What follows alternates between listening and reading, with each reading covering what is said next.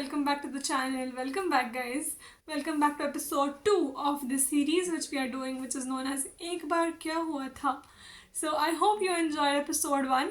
If you haven't watched it out, you should check it out. Okay, starting with today's story. तो एक बार क्या हुआ था ना, the workplace after that internship was over, then I went to a proper workplace, and within like 4-5 months working there, the company had arranged a field trip, like a trip to understand the client needs and the client designs better, expectations better. So we had a trip to Mumbai. So the main client working was in Mumbai and I stay in Pune.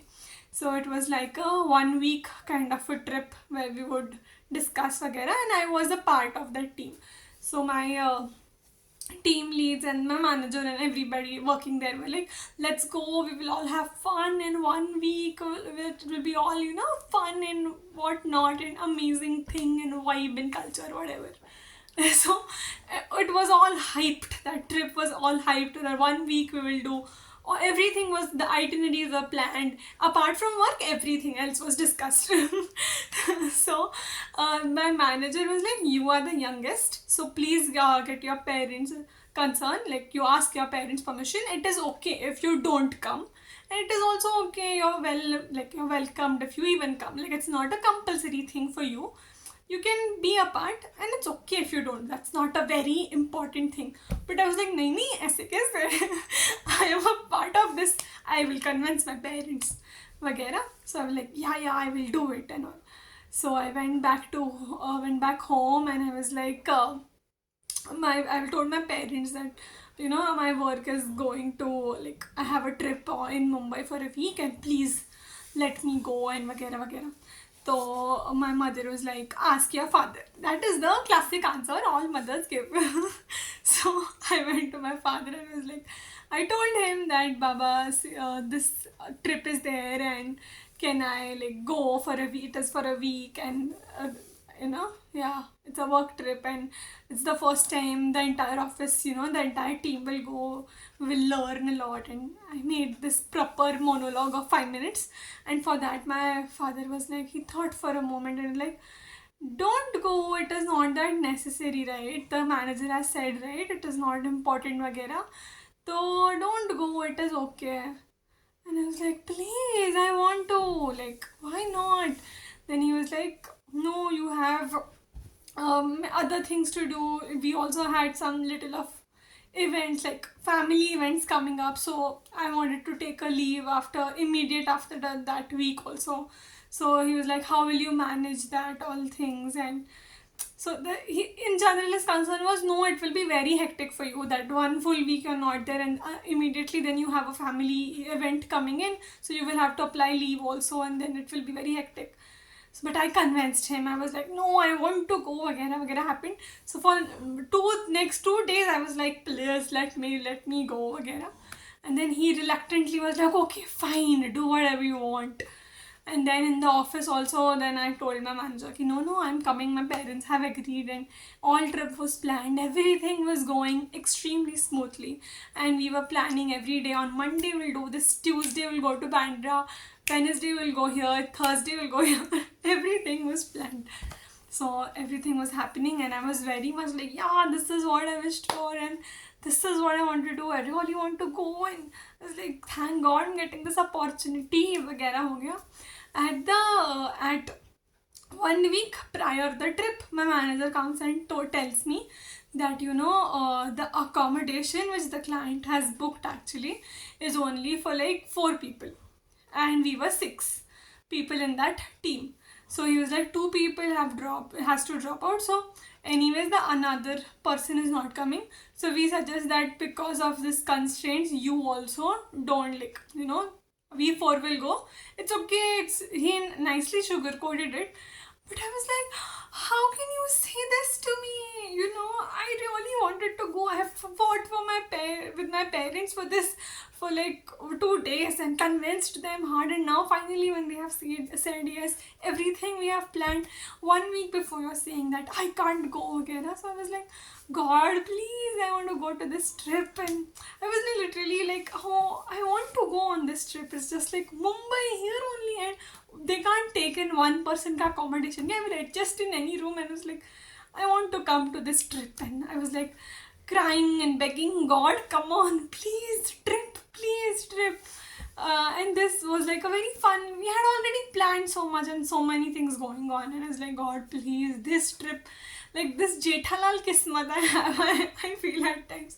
I was like, एक trip में क्या जाता है, किसी का भी क्या जाता था, please, kind of happened. And I was like asking, entire week I was praying, please God, please, वगैरह वगैरह. And then 2 days before, it didn't, like nobody listened to me. Neither the manager listened to me. And I was like, God, please. God was also like, chill bro, relax in Pune. And fine, that didn't work out, and my manager was like, it's okay, you know, there is nothing, you don't have to, वगैरह happened. We are sorry, we'll take you next time, we really didn't know, वगैरह. He apologized also.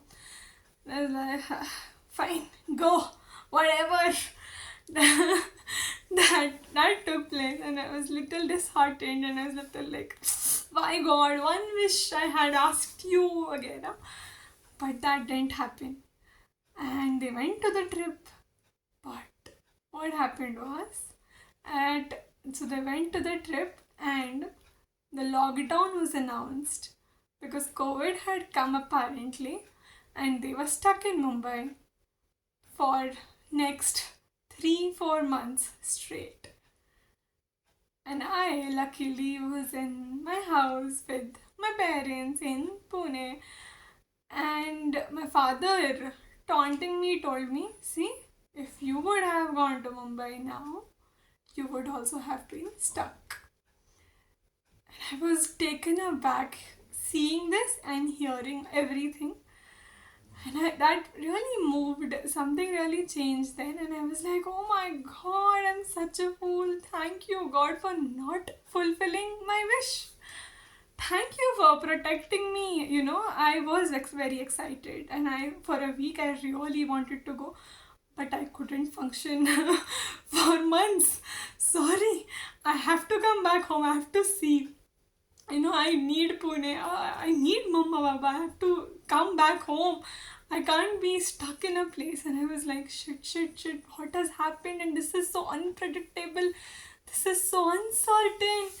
And those guys were adults. I mean, what a stupid conversation. I mean, those were like elder to me, right? And I guess they handled the situation far better and far more maturely.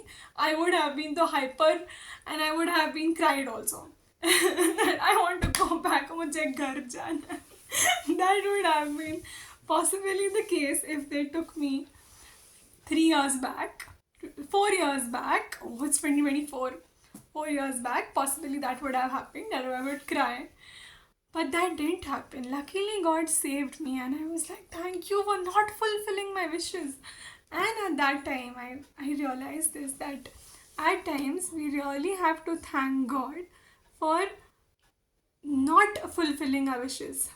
So we always, as humans, we always have a list and big list of wishes, that I want this, I want that, I want whatever, XYZ. But at times I feel we should just, for 2 minutes, be like, thank you God for not fulfilling my every wish, you know, for not fulfilling all the things I have asked or cried or begged for.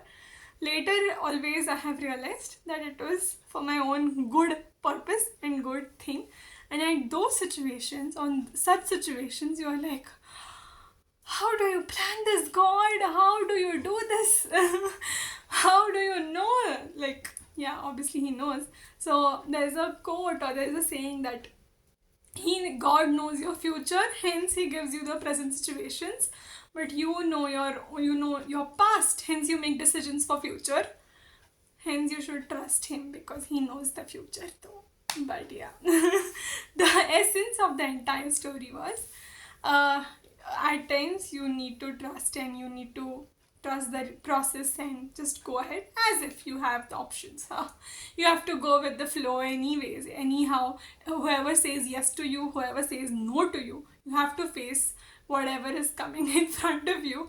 And at times you have to really say thank you to him for all the wishes he has accepted and is giving you an opportunity to fulfill that wish. But at the same time, you should also say thank you to him for not answering those wishes which you demanded him, and that was for your own good.